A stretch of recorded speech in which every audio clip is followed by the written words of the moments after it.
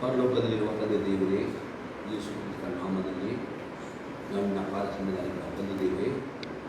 ನಾನು ಧ್ಯಾನ ಮಾಡುತ್ತಿರುವ ವಾಕ್ಯಗಳನ್ನು ನನ್ನ ಪವಿತ್ರಾತ್ಮನಿಗೆ ಅಭಿಷೇಕಿಸು. ಪವಿತ್ರಾತ್ಮನ ನಿನ್ನನ್ನು ಸ್ವಾಗತಿಸ್ತೇನೆ. ನೀನು ನಮ್ಮ ಮದುವೆಕೊಂಡು ಈ ವಾಕ್ಯದ ಮುಖಾಂತರ ನಮ್ಮ ಮಕ್ಕಳ ಮಾತನಾಡಿಕೊಳ್ಳುತ್ತಾನೆ. ಈ ವಾಕ್ಯಗಳ ಪ್ರತಿಯೊಬ್ಬರು ನಮ್ಮ ಮಕ್ಕಳ ಆತ್ಮಕ್ಕೆ ಇವತ್ತು ಜೀವವನ್ನು, ಪ್ರೋತ್ಸಾಹವನ್ನು, ಭಕ್ತಿ ಅಭಿವೃದ್ಧಿಯನ್ನು ಉಂಟು ಮಾಡಿ ಪ್ರತಿಯೊಬ್ಬರು ಪ್ರಾರ್ಥನೆಯನ್ನಾಗಿ ಅಭಿಷೇಕ ಮಾಡಿ ನಾನು ಬೇಡುತ್ತೇನೆ ಯೇಸು ಕ್ರಿಸ್ತನ ನಾಮದಲ್ಲಿ, ಆಮೇನ್. ಇವತ್ತು ನಾವು ಧ್ಯಾನ ಮಾಡ್ತೇವೆ. ನಿನ್ನೆ ಧ್ಯಾನ ಮಾಡ್ತೇವೆ ಅನ್ಯ ಭಾಷೆಯಲ್ಲಿ ಪ್ರಾರ್ಥನೆ ಮಾಡೋದ್ರಿಂದ 60 ವಿಧದ ಪ್ರಯೋಜನಗಳು ಉಂಟು ಎಂಬುದಾಗಿ ನಿನ್ನೆ ದಿನ 32ನೇ ಪಾಯಿಂಟ್ ನೋಡ್ತೇವೆ. ಇವತ್ತು 33ನೇ ಪಾಯಿಂಟ್ ನಾವು ನೋಡೋಣ. 33 ಪಾಯಿಂಟ್. ಅನ್ಯ ಭಾಷೆಯಲ್ಲಿ ಪ್ರಾರ್ಥಿಸುವಾಗ ನಾವು ಇಲ್ಲದ ಸಂಗತಿಗಳನ್ನು ಇರುವುದಾಗಿ, ಇದ್ದ ಸಂಗತಿಗಳನ್ನು ಇಲ್ಲದಾಗಿ ಮಾಡುತ್ತೇವೆ. ಅನ್ಯ ಭಾಷೆಯಲ್ಲಿ ಪ್ರಾರ್ಥಿಸುವಾಗ ನಾವು ಇಲ್ಲದ ಸಂಗತಿಗಳನ್ನು ಇರುವುದಾಗಿ ಮತ್ತು ಇದ್ದ ಸಂಗತಿಗಳನ್ನು ಇಲ್ಲದಾಗಿ ಕರೆಯುತ್ತೇವೆ.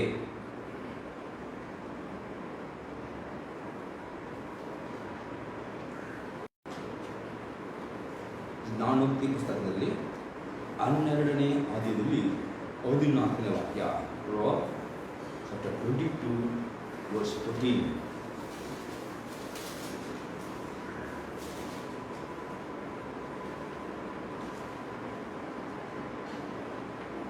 Proverbs chapter 12 verse 14.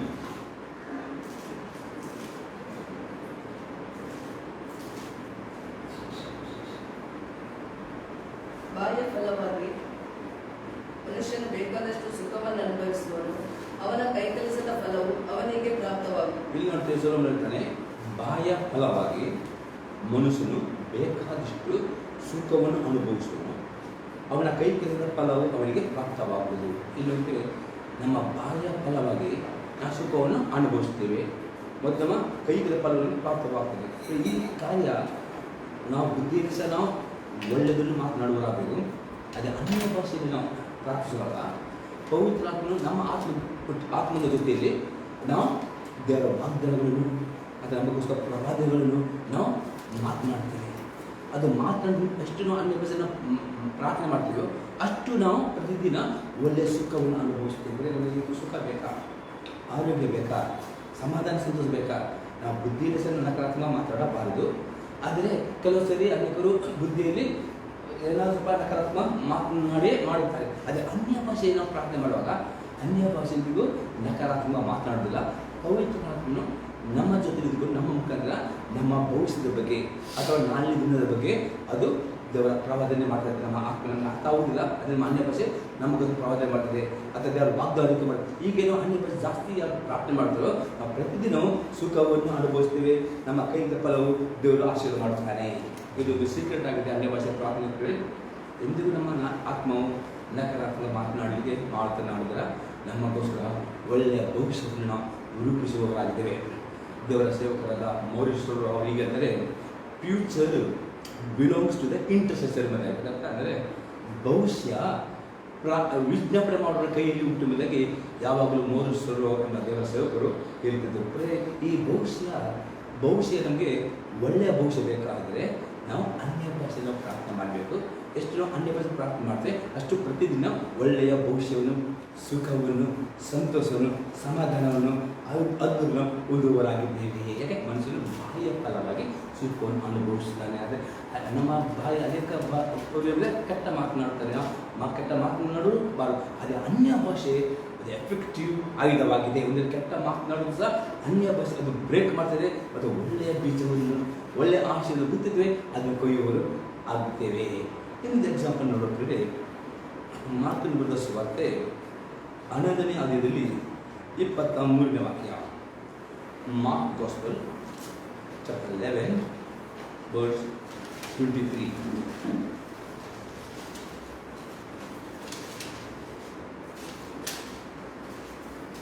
ನಿಮಗೆ ಸತ್ಯವಾಗಿ ಹೇಳುತ್ತೇನೆ, ಯಾವನಾದರೂ ಈ ಬೆಟ್ಟಕ್ಕೆ ನೀನು ಕಿತ್ತುಕೊಂಡು ಹೋಗಿ ಸಮುದ್ರದಲ್ಲಿ ಬೀಳು ಎಂದು ಹೇಳಿ ತನ್ನ ಮನಸ್ಸಿನಲ್ಲಿ ಸಂಶಯ ಪಡದೆ ತಾನು ಹೇಳಿದ್ದು ಆಗುವುದನ್ನು ನಂಬಿದರೆ ಅವನು ಹೇಳಿದಂತೆ ಆಗುವುದು. ಇಲ್ಲಿ ಯೇಸು ಕೂತಿದ್ದಾರೆ, ನಿಮಗೆ ದೇವರಲ್ಲಿ ನಂಬಿಕೆ ಇರಲಿ, ನಿಮಗೆ ಸತ್ಯ ಗೊತ್ತಿದೆ. ಯಾವ ಈ ಬೆಟ್ಟ ಅಂದರೆ ನಮಗೆ ಕಾಣುವಂಥಗಳು ಸಮಸ್ಯೆಗಳು, ಕಣ್ಣಿಗೆ ಕಾಣುತ್ತಗಳು ಕಷ್ಟಗಳು, ಕೆಲವರಿಗೆ ಸಾಲ ಎಂಬವರೇ ರೋಗ ಎಂಬವರೇ ಕಷ್ಟಗಳು, ಏನು ನಮ್ಮ ಮುಂದೆ ಬೆಟ್ಟದಾಗಿ ಇಲ್ಲಿ ಯೇಸು ಹೇಳ್ತಾನೆ, ನಮ್ಮ ಬಾಯಿಲೇನೋ ಆ ಬೆಟ್ಟಕ್ಕೆ ಹೇಳಬೇಕು, ನನ್ನಿಂದ ತೊಲಗು, ಆ ಸಮಸ್ಯೆಗೆ ಇಲ್ವಾ ನನ್ನಿಂದ ತೊಲಗಬೇಕು ಎಂಬುದೇ ನಾವು ಬಾಯಿಲಿ ಹೇಳಬೇಕು ಹೇಳ್ತಾನೆ. ಹಾಗೆ ನಾವು ಬಾಯಲ್ಲಿ ಸಹ ಹೇಳಬೇಕು. ಅದೇ ಅನ್ಯ ಭಾಷೆ ಪ್ರಾರ್ಥನೆ ಇದು ಎಫೆಕ್ಟಿವ್ ಆಗಿದೆ, ಪರಿಣಾಮಕಾರಿಯಾಗಿ ನಮ್ಮದು ಏನು ಸಮಸ್ಯೆ ಅಂತ ಗೊತ್ತಿದ್ದಾನೆ ಆ ಸಮಸ್ಯೆಗೆ ಅನ್ಯ ಭಾಷೆ ಪ್ರಾರ್ಥನೆ ಮಾಡಿದ್ರೆ ಅದು ಬಿದ್ದು ಹೋಗುವುದಕ್ಕೆ, ಆ ಗೋಡೆ ಬಿದ್ದು ಹೋಗುವುದಕ್ಕೆ ಮಾತನಾಡ್ತಾರೆ, ಆಗ ಮಿರಾಕಲ್ ಆಗ್ತದೆ. ಎಕ್ಸಾಂಪಲ್ ನಿಮ್ಗೆ ಹೇಳ್ತೇನೆ ಅಂತಂದರೆ, ನನ್ನ ತಾಯಿಗೆ 20 ವರ್ಷ ಮುಂದಿನ ಸಂಗತಿ, ಅನಾರೋಗ್ಯದಲ್ಲಿ ಬಿದ್ದವರು ನನ್ನ ತಾಯಿ. ಡಾಕ್ಟರ್ ಹತ್ರ ನಾವು ಆಸ್ಪತ್ರೆಗೆ ಅಡ್ಮಿಟ್ ಮಾಡಿದ್ರು. ಡಾಕ್ಟರ್ ಟೆಸ್ಟ್ ಮಾಡಿದ್ರು, ಅವರ ಪಿತ್ತಜನಕದಲ್ಲಿ ಒಂದು ಸ್ಟೋನ್ ಉಂಟು, ಕಿಡ್ನಿಯಲ್ಲಿ ಸ್ಟೋನ್ ಉಂಟು, 3-4 ಕಾಯಿಲೆಗಳು ನಾವು ಡಯಾಗ್ನೋಸ್ ಮಾಡಿ ರಿಪೋರ್ಟ್ ಕೊಟ್ಟರು. ಅವರು ಡೆಲ್ಲಿಗೆ ಕಳಿಸಿದ್ರು, ಇದೆಲ್ಲ ಟೆಸ್ಟ್ ಇಷ್ಟೆಲ್ಲ ಉಂಟು, ಒಂದು ಆಪ್ರೇಷನ್ ಮಾಡಬೇಕು, ಮತ್ತು ಅವರೆಲ್ಲ ಆಪ್ರೇಷನ್ ಮಾಡಿದರೆ ಇದು ನಾವು ಗ್ಯಾರಂಟಿ ಕೊಡಲಿಕ್ಕೆ ಆಗೋದಿಲ್ಲ. ನಾನು ನನ್ನ ತಾಯಿಯ ರಿಪೋರ್ಟನ್ನು ಕೈಯಲ್ಲಿ ಹಿಡಿದುಕೊಂಡು ಒಂದು 7 ದಿನ, ಕೆಲವು ದಿನ ರಾತ್ರಿ ಊಟ ಬಿಟ್ಟುಕೊಂಡು ನಾನು ಬುದ್ಧಿಯಲ್ಲಿ ಪ್ರೇರ್ ಮಾಡಿದೆ. ಮತ್ತು ನೀನು ಬುದ್ಧಿ ಜಾಸ್ತಿ ಪ್ರೇರ್ ಮಾಡಿದೆ ಅಂತ ಗೊತ್ತಾಗೋದಿಲ್ಲ. ಅನ್ಯ ಭಾಷೆ ಸುಮಾರು 1 ಗಂಟೆ, 2 ಗಂಟೆ, 3 ಗಂಟೆ ನಾನು ಆ ರಿಪೋರ್ಟ್ ಕೈ ಹಿಡಿದುಕೊಂಡು ಸುಮಾರು ಗಂಟೆ ನಾನು ಮೊಣಕಾಲು ಅನ್ಯ ಭಾಷೆ ಮಾಡಿದೆ ನಾನು. ಆ ಡಾಕ್ಟರ್ ಆಪ್ರೇಷನ್ ಮಾಡಿದ್ದು ನಾವು ಬಿಡಲಿಲ್ಲ. ಡಾಕ್ಟರ್ ಆಪ್ರೇಷನ್ ಮಾಡಿದರೆ ಗ್ಯಾರಂಟಿ ಬೇಡ, ಆಪ್ರೇಷನ್ ಮಾಡೋದು ಬೇಡ. ಆದರೆ ಅಲ್ಲಿ ನಾವು ನೋಡ್ತಿದ್ದರೆ ಡಾಕ್ಟರ್ ರಿಪೋರ್ಟ್ ಕೊಡುವಾಗ ಪಿತ್ತದಲ್ಲಿ ಕಲ್ಲು ಉಂಟು, ಕಿಡ್ನಿಯಲ್ಲಿ ಸ್ಟೋನ್ ಉಂಟು, ಮತ್ತೇನು ಉಂಟು, ಅದನ್ನು ಉಳಿಸಲಿಕ್ಕೆ ಆಗುದ, 9% ಮಾಡ್ತಾ ಗ್ಯಾರಂಟಿ ಈ ರೀತಿ ಹೇಳಿದ್ದಾರೆ ಡಾಕ್ಟರ್. ಆದರೆ ಅನ್ಯ ಭಾಷೆ ಪ್ರಾರ್ಥನೆಯಲ್ಲಿ ಆ ಕೈಗಳನ್ನು ಇಟ್ಟು ಆ ಪ್ರಾರ್ಥನೆ ಮಾಡುವಾಗ ದೇವರು ಇವತ್ತಿನ ತನಕ ಅದು ಅವರಿಗೇನೂ ಬಾಧನೆ, ಅವರಿಗೇನೂ ಅದರ ಬಗ್ಗೆ ಏನೂ ಇದಾಗಿಲ್ಲ. ಈಗ ಉಂಟೇ ಇಲ್ಲ, ಪುನಃ ಟೆಸ್ಟ್ ಮಾಡಿಲ್ಲ, ಅದು ಏನೂ ಅದ್ರ ಪ್ರಾಬ್ಲಮ್ ಆಗದೆ ನನ್ನ ತಾಯಿ 20 ವರ್ಷ ಆಗ 30 ವರ್ಷ ಸೌಖ್ಯ ಆಗಿರ್ತದೆ. ಸೀಕ್ರೆಟ್ ಇದ್ದದನ್ನು ಇಲ್ಲದಾಗಿ ಮಾಡುವ ಪ್ರಾರ್ಥನೆ, ಪವರ್ಫುಲ್ ಪ್ರಾರ್ಥನೆ ಅನ್ಯ ಭಾಷೆ ಆಗಿದೆ. ಆಮೇಲೆ ಬುದ್ಧಿಯಿಂದ ಸಹ ನಾವು ಮಾತನಾಡಬೇಕು ನೆನಪಿಗೆ. ಅದು ಬುದ್ಧಿಯಲ್ಲಿ ನಾವು ಮಾತಾಡಿದ ಹಾಗೆ ಅನ್ಯ ಭಾಷೆಯನ್ನು ನಿಪುಣರಾಗಿಕೊಂಡು 1 ಗಂಟೆ ಅಲ್ಲ, ಜಾಸ್ತಿ ಗಂಟೆ ಪ್ರೇರಣೆ ಪ್ರಾರ್ಥನೆ ಮಾಡುವ ರೂಢಿ ಮಾಡಿಕೊಳ್ಳೋದು 100% ಪ್ರೇರಣೆ. ನೀವು ಯಾರಿಗೋಸ್ಕರ ಪ್ರಾರ್ಥನೆ ಮಾಡಿದ್ರೆ, ಎಕ್ಸಾಂಪಲ್ ನೋಡಿ, ಈಗ ಯಾರು ಕಾಯಿಲೆಯಲ್ಲಿದ್ದಾರೆ ಅವರಿಗೆ ಕೆಲಸ ಪ್ರಾರ್ಥನೆ ಮಾಡಲಿಕ್ಕೆ ಆಗೋದಿಲ್ಲ. ಆದರೆ ನೀವು ಅವ್ರ ಪ್ರಾರ್ಥನೆ ಮಾಡಿಲ್ಲ, ಪ್ರಾರ್ಥನೆ ಅವ್ರಿಗೆ ದೂರುದಲ್ಲ, ಇನ್ನೊಬ್ಬರ ಗ್ಯಾಪ್ ಆಗಿದೆ. ಈಗ ರೀತಿ ಕುಟುಂಬ ಜೊತೆ ಈಗ ಒಂದು ಹೆಂಡತಿ ಪ್ರೇರಣೆ ಮಾಡಿ ಅಲ್ಲಿ ಕಾಯಿಲೆಗೋಸ್ಕರ ಗಂಡ ಮಧ್ಯಸ್ಥಿಗೆ ಬರಬೇಕು. ಗಂಡನಾಗಲಿ ಹೆಂಡತಿ ಯಾರೋ ಒಬ್ಬರು ಏನು ಮಾಡಬೇಕು, ದೂರ ನಿಮ್ಮ ಪ್ರೇರಣೆ ಕೆಲವು ಅನಾರೋಗ್ಯದಲ್ಲಿ ಜಾಸ್ತಿ ಹೊತ್ತು ಪ್ರೇರಣೆ ಮಾಡಿ ಹೌದಾ, ಆಗ ಇನ್ನೊಬ್ಬರು ಏನು ಮಾಡಿ ಪ್ರೀತಿಯಿಂದ ಅವರ ಭಾವನೆ ಒತ್ತುಕೊಂಡು ಅನ್ಯ ಭಾಷೆಯಲ್ಲಿ ಪ್ರಾರ್ಥನೆ ಮಾಡಿದ್ರೆ ದೇವರು ಅಲ್ಲಿ ಮಿರಾಕಲ್ ಮಾಡುತ್ತಾರೆ. ಆಮೇಲೆ ಅನ್ಯ ಭಾಷೆ ಪ್ರಾರ್ಥನೆ ಬೇರೆ ನಮ್ಮ ಆತ್ಮನ ಬುದ್ಧಿಯಿಂದ ನಾವು ಪ್ರೇರಣೆ ಮಾಡಬೇಕು. ಅಲ್ಲ ಆ ಪ್ರಾರ್ಥನೆ ಪವಿತ್ರ ದೇವರ ಚಿತ್ರದ ಪ್ರಕಾರ ದೇವರು ವಿಜ್ಞಾಪನೆ ಮಾಡ್ತಾರೆ. ಅದರ ರೂಪಕ್ಕೆ ಹೊಂದಿಕೊಳ್ಳಿ. ಒಂದು ಮರಕ್ಕೆ ಬಾಡಿ ಹೋಯ್ತು, ಈಗ ನಾವು ಒಳ್ಳೆಯ ಮರವನ್ನು ನಾವು ಬೆಳೆಸಿದ್ದೇವೆ ಅಥವಾ ಒಂದು ಒಳ್ಳೆಯ ಏನು ಕಣ್ಣು ಮಾಡಿದ್ದೇವೆ. ಈಗ ಹುಡುಕಿದ್ರು ಅದಕ್ಕೆ ರೂಟ್ ಏನೂ ಪ್ರಾಬ್ಲಮ್, ಏನೂ ಕಾಯಿಲೆ ಎಂಬುದಾಗಿ ಗೊತ್ತಾಗುವುದಿಲ್ಲ. ಅದೇ ಅನ್ಯ ಭಾಷೆ ಪ್ರಾರ್ಥನೆ ಮಾಡುವಾಗ ನಮ್ಮ ಜೀವಿತಕ್ಕೆ, ನಮ್ಮ ಕುಟುಂಬಕ್ಕೆ, ಸಭೆ ಜೀವನಕ್ಕೆ ಯಾವುದು ಕಾರಣ ಉಂಟಲ್ಲ, ಆ ಬುಡಕ್ಕೆ ಖಡ್ಗ ಅಥವಾ ಏನಿದ್ರೆ ಅದು ಕಟ್ಟರಿ ಇಟ್ಟುಕೊಂಡು ಆ ಬುಡವನ್ನು ತೆಗೆದುಬಿಡ್ತದೆ ಅನ್ಯ ಭಾಷೆ ಪ್ರಾರ್ಥನೆ. ಅದ ನಮಗೆ ಈಗ ಎಕ್ಸಾಂಪಲ್ ನೋಡಿ, ಈಗ ಇದು ಏನೊಂದು ಮರ ತಿಳಿಸಿ ತುಂಬ ಡಯಾಗ್ನೋಸ್ ಮಾಡಿದ್ವಿ, ಆದರೂ ಹೂ ಬರುವುದಿಲ್ಲ, ಹೂ ಮಾಡುತ್ತದೆ, ನಿಮಗೆ ಏನು ಸಿಗಲಿಲ್ಲ. ಹಾಗೆ ಕೆಲವು ಪ್ರಾಬ್ಲಮ್ಮು ನೀವು ಸಿಗುವುದಿಲ್ಲ, ಯಾವ ಕಾರಣ ಗೊತ್ತಾಗೋದಿಲ್ಲ. ಆದರೆ ಅವರನ್ನು ದೂರುವುದಲ್ಲ, ನಿಮ್ಮ ಕುಟುಂಬದ ಸಭೆಯಲ್ಲಿ ದೂರುವುದಲ್ಲ, ಇನ್ನೊಬ್ಬರು ಮಧ್ಯಸ್ಥಿಕೆಯಲ್ಲಿ ಬರಬೇಕು. ಹಾಗೆ ಮಧ್ಯಸ್ಥಿಕೆ ಪ್ರಾರ್ಥನೆ ನಾನು ನಿದ್ರೆ ಏನಾಗ್ತಿದೆ ಅದೇ ಚಿಂತೆ ಮಾಡಬಾರ್ದು. ನೋಡಿ, ನಾನು ಹೇಳ್ತೇನೆ, ನಾವು ಇನ್ನೊಬ್ಬರಿಗೋಸ್ಕರ ಹೋಗಿ ನಮ್ಮ ನಿದ್ರೆ ಹಾಕಿಕೊಂಡು ಅನ್ಯ ಪ್ರಾರ್ಥನೆ ದೇವರೇ ನಿಮಗೆ ನಮ್ಮ ಸರಿಯಾಗಿ ಹಾಳು ಮಾಡಿದ್ವಿ ಬಿಡ್ತಾನ. ಅನ್ಯ ಭಾಷೆ ಪ್ರಾರ್ಥನೆ ಮಾಡೋದು ನಾವು ನಿದ್ರೆ ಮಾಡಿದ್ರೆ ನಮ್ಗೆ ಒಳ್ಳೆಯ ಆಗಬೇಕು. ಹಾಗೆ ಯಾರೊಬ್ಬರು ಮಧ್ಯಸ್ಥಿಕೆ ಬಂದು ಅವರಿಗೋಸ್ಕರ ಅವರ ಬಾಧಿತರು ಪ್ರಾರ್ಥನೆ ಮಾಡೋ ಹೋಗುತ್ತದೆ. ಅದು ಬಂದ ಬುಡಕ್ಕೆ ಕೊಡಲಿ ಹಾಕಿಕೊಂಡು ಆ ಮರ ಆ ಬುಡವನ್ನೇ ಹೊರಗಡೆ ಸಮುದ್ರಕ್ಕೆ ಬೀಳುತ್ತದೆ, ಮಿರಾಕಲ್ ಆಗ್ತದೆ. ಆಮೇಲೆ ಅದು ಇದ್ದದನ್ನು ಇಲ್ಲದಾಗಿ ಮಾಡುತ್ತದೆ. ಇಲ್ಲದನ್ನು ಇರುವುದಾಗಿ ಮಾಡುವುದರ್ಥ ನನ್ನ ಜೊತೆ ತುಂಬ ಸಾಕ್ಷಿ ಉಂಟು. ನನಗೆ ಒಂದು ಸಾಕ್ಷಿ ಅಂತಂದರೆ ನನಗೆ ಯಾವಾಗ ಹಣದ ಕೊರತೆ ಬರುವಾಗ ನಾನು ಒಂದು ತೀರ್ಮಾನ ಮಾಡಿದರೆ ಯಾರು ಕೈ ಚಾಚಲಿಲ್ಲ. ನನ್ನ ಕುಟುಂಬದಲ್ಲಿ ಎಷ್ಟು ಮಂದಿ ಶ್ರೀಮಂತಿದ್ದರು, ಸಭೆಯಲ್ಲಿ ನಾಯಕರು ಸಹ ನಾನು ಬ್ರದರ್ ನನಗೆ ಎಂದು ನನ್ನ ಕೊರತೆ ಅಂದರೆ ಪ್ರಾರ್ಥನೆ ಮಾಡ್ತೀನಿ, ನನಗೆ ಎಷ್ಟು ಬೇಕೆಂದು ಇನ್ನು ಬೇರೆ ಹಂಚುತ್ತದೆ. ಒಂದೇ ನನ್ನ ಸೀಕ್ರೆಟ್ ಬಿಟ್ಟರೆ ಅನ್ಯ ಭಾಷೆಯಲ್ಲಿ ಪ್ರಾರ್ಥನೆ ಮಾಡುವ ನನ್ನ ಪಾಕೆಟ್ ಎಷ್ಟು ಹಣ ಇರುವುದಿಲ್ಲ. ಇನ್ನು ಪ್ರಾರ್ಥನೆ ದೇವರು ತನ್ನ ಅದ್ಭುತವಾಗಿ ಯಾರ ಮೂಲಕ ಯಾವತ್ತ ಮಗ ನನ್ನ ಪಾಕೆಟ್ ನನಗೆ ಬೇಕಾದಲ್ಲಿ ಒದಗಿಸಿಕೊಡುತ್ತಾನೆ. ಇಲ್ಲದನ್ನು ಇರುವುದಾಗಿ ಮಾಡ್ತಾನೆ, ಇದ್ದದ್ದನ್ನು ಇಲ್ಲದೇನು ಮಾಡುವ ಶಕ್ತಿ ಬುದ್ಧಿಯಲ್ಲಿ ಸಹ ನೋಡಿ. ಬುದ್ಧಿಯಲ್ಲಿ ಪ್ರಾರ್ಥನೆ ಬೇಕು, ಬುದ್ಧಿಯಲ್ಲಿ ಮಾತನಾಡಬೇಕು. ಅದನ್ನು ಜಾಸ್ತಿ ಅನ್ಯ ಭಾಷೆ ಪ್ರಾರ್ಥನೆ ಮಾಡಿದ್ರೆ ಈ ಮಿರಾಕಲ್ ಆಗುತ್ತದೆ. ಆಮೇಲೆ ಇನ್ನೊಂದು ವಾಕ್ಯ ನೋಡಿದ್ರೆ ಹೊಸ ಒಂದರಲ್ಲಿ 1 Peter chapter 3 verse 10, ಒಂದು ಪೇತ್ರನು ಬರೆದ ಪತ್ರಿಕೆ 3ನೇ ಅಧ್ಯಾಯದಲ್ಲಿ 10ನೇ ವಾಕ್ಯ.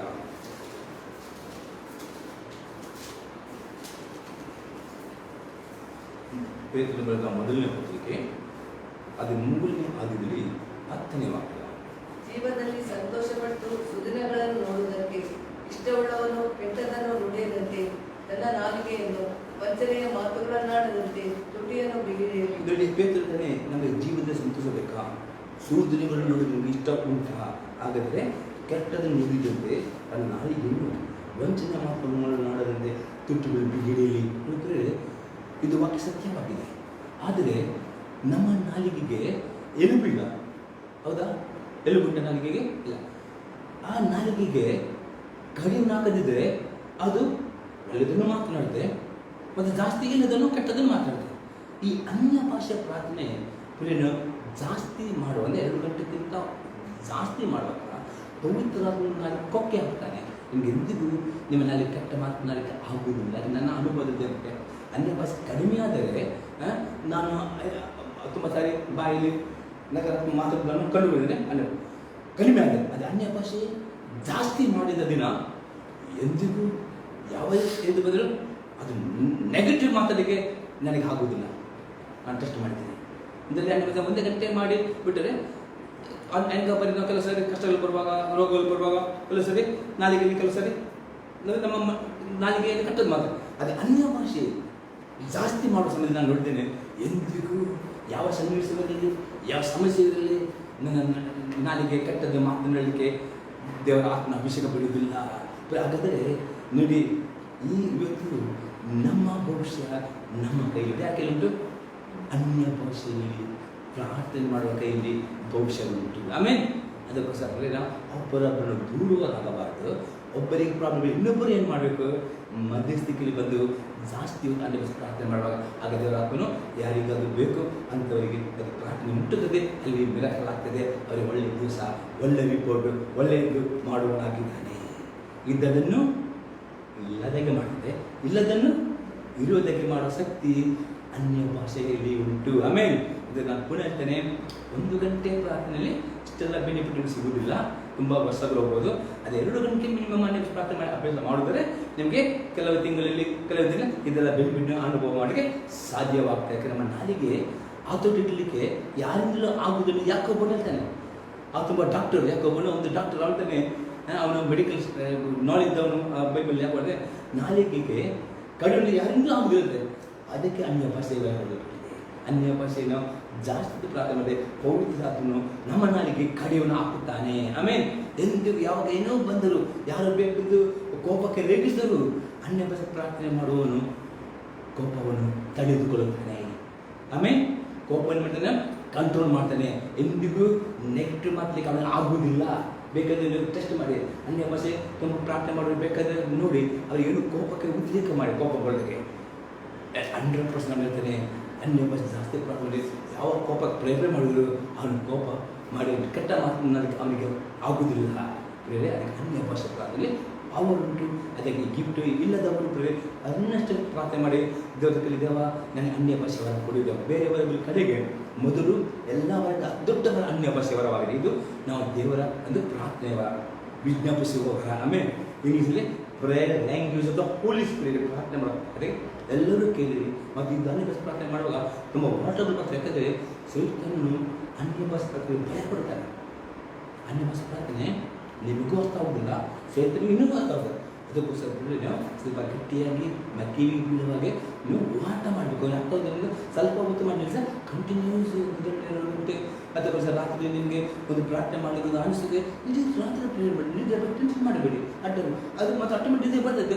ಅದೇ ಹಾಗೆ ನಾವು ಮಾಡಿದರೆ ಪವಿತ್ರ ನಿಮ್ಮನ್ನು ಏನು ವಿಜ್ಞಾಪನೆ ಪ್ರಾರ್ಥನೆ ನಡೆಸಿಕೊಂಡು ಅನೇಕ ಮಿರಾಕಲ್ ನೋಡಲಿಕ್ಕೆ ಸಾಧ್ಯವಾಗ್ತದೆ. ಆಮೇಲೆ ಅನ್ಯ ಭಾಷೆ ಪ್ರಾರ್ಥನೆ ವೆರಿ ಇಂಪಾರ್ಟೆಂಟ್ ಆಗಿದೆ.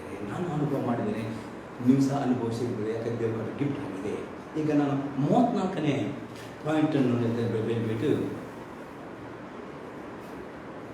ಅನ್ಯ ಭಾಷೆಯಲ್ಲಿ ಪ್ರಾರ್ಥಿಸುವಾಗ ದೇವರು ನಮ್ಮನ್ನು ದುರ್ಮರಣದಿಂದ ತಪ್ಪಿಸುತ್ತಾನೆ. ಅನ್ಯ ಭಾಷೆಯಲ್ಲಿ ಪ್ರಾರ್ಥಿಸುವಾಗ ದೇವರು ನಮ್ಮನ್ನು ದುರ್ಮರಣದಿಂದ ತಪ್ಪಿಸುತ್ತಾನೆ. ಆ ಪುಸ್ತಕದ 12ನೇ ಆದ್ಯದಲ್ಲಿ 21ರಿಂದ 23ನೇ ವಾಕ್ಯ. Acts chapter 12 21ರಿಂದ 23.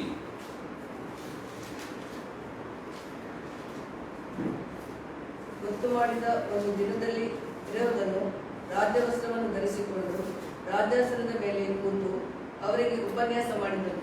ಕೂಡಿದ್ದ ಜನರು, ಇದು ಮನುಷ್ಯನ ನುಡಿಯಲ್ಲ, ದೇವರ ನುಡಿಯೇ ಎಂದು ಆರ್ಭಟಿಸಿದರು. ಆ ಘನವನ್ನು ಅವನು ದೇವರಿಗೆ ಸಲ್ಲಿಸದೆ ಹೋದದರಿಂದ ಕರ್ತನ ದೂತನು ಆ ಕ್ಷಣದಲ್ಲೇ ಅವನನ್ನು ಬಡಿದನು. ಅವನು ಉಳಬಿದ್ದು ಸತ್ತನು. ನೋಡ್ತೀವಿ ಈ 1ನೇ ವಾಕ್ಯದ ಓದುವುದಾದ್ರೆ ಓದಿದಾಗ ನಾವು ನೋಡಿ ಯರೋದನು ಪೇತ್ರನಿಗೆ ಸೆರೆಯನ್ನು ಹಾಕಿ ಅವನನ್ನು ಸಾಯಿಸಲಿಕ್ಕೆ ಪ್ಲ್ಯಾನ್ ಮಾಡಿಕೊಂಡು ಯಾರು ಯರೋದನು ಅಲ್ಲ ಮಾಡಿದ ಪೇತ್ರನನ್ನು ಬಂದೋಬಸ್ತ್ ಸೆರೆಯನ್ನು ಹಾಕಿಕೊಂಡು ಅವ್ರ ಸೆರೆ ಮೇಲೆ ಸಾಯಿಸಬೇಕು ಎಂಬುದಾಗಿ ಅಂತಂದು ಯೋಚನೆ ಮಾಡ್ತೀವಿ.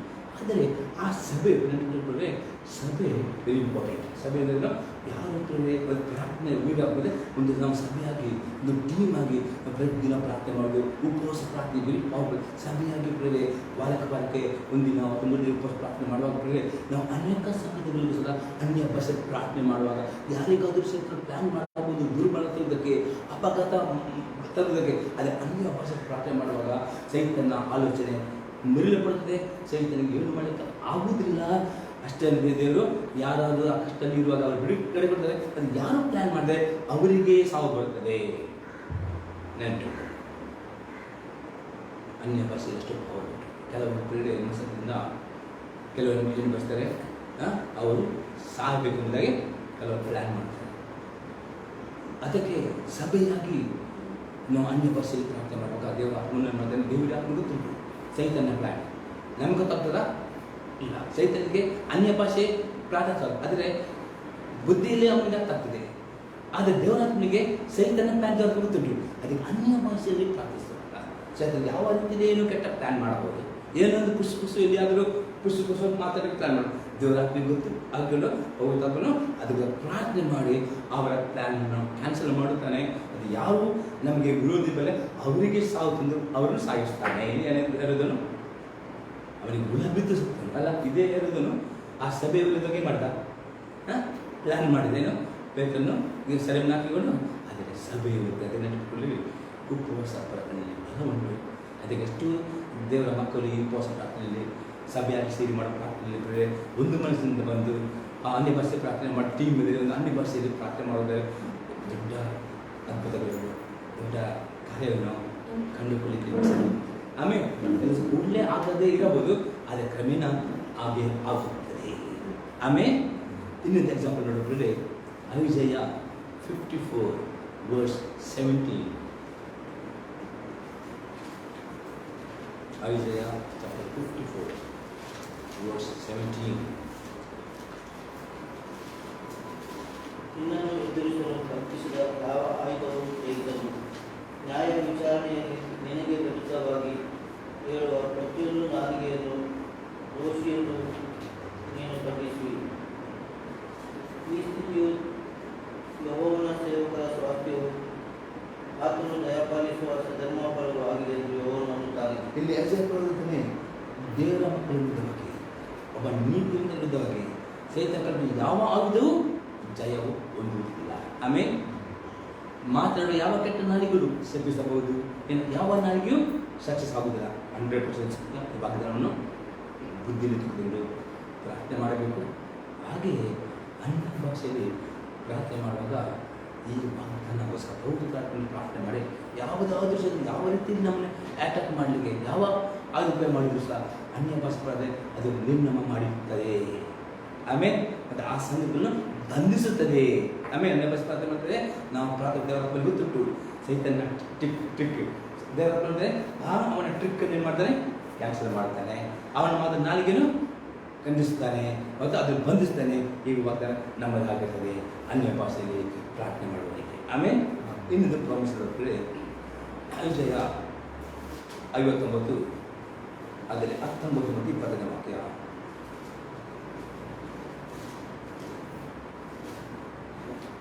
ಐಜಯ 59 19 and 20.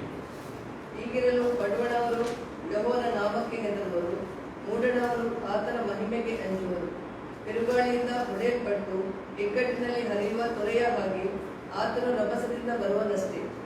ಆದರೆ ಚಿಯೋನಿಗೂ ದ್ರೋಹವನ್ನು ಬಿಟ್ಟ ಯಾಕೋಬ್ಯರ ಬಳಿಗೂ ವಿಮೋಚಕನಾಗಿ ಬರುವನು.